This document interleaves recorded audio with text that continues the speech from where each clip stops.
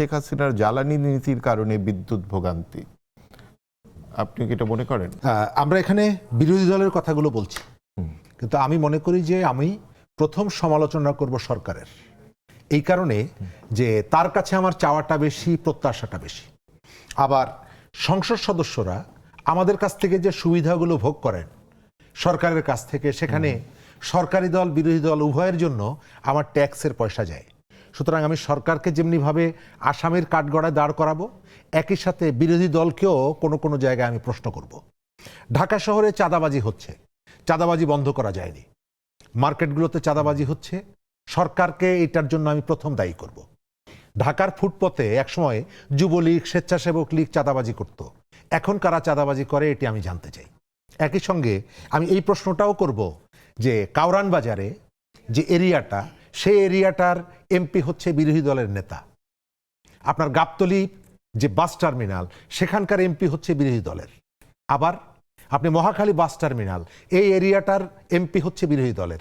তিনি কি দায়িত্ব পালন করেন? আমি ধরে নিচ্ছি যে সরকার দায়িত্ব পালন করছে না, কিন্তু বিরোধী দলের এমপি তার মিনিমাম কোনো ভূমিকা রাখার কি এখানে সুযোগ নেই? সেই সুযোগটা আমি দেখতে চাই। পার্লামেন্টে দাঁড়িয়ে কথা বলবেন, পার্লামেন্টের বাইরে দাঁড়িয়ে কথা বলবেন। এই সময়কালে মানুষের যেটা চাওয়া, যে ঘটনাটা কখনোই ঘটেনি, আপনি দেখেছেন যে একজন এমপির গলায় ছুরি ধরে তার কাছ থেকে জমি লিখে নিয়ে যাওয়া হচ্ছে, তিনি নিরাপত্তার জন্য মামলা করছেন। তাহলে আপনাকে আরেকটা খবর দেই, মানে আমাদের প্রধানমন্ত্রীর খালাতো ভাই এমপির গলায় দা ধরে লিখে নেওয়ার, এটা 22 সালের ঘটনা। তার এটা পারিবারিক দ্বন্দ্ব, সৎ ভাইদের মধ্যে এমপির সৎ ভাইরা এটা করেছেন। এই এমপির দুই ওয়াইফ, সেই ওয়াইফ মামলাটা এখন করেছে, যে কারণে আলোচনায় এখন এসেছে। কিন্তু না, কিন্তু ধরেন যে উনি যেটা বলল যে আমাদের প্রধানমন্ত্রী খালাতো ভাই মানে পেট্রোল পাম্প থেকে মানে 1 কোটির উপরে টাকা ছিনতাই হয়েছে।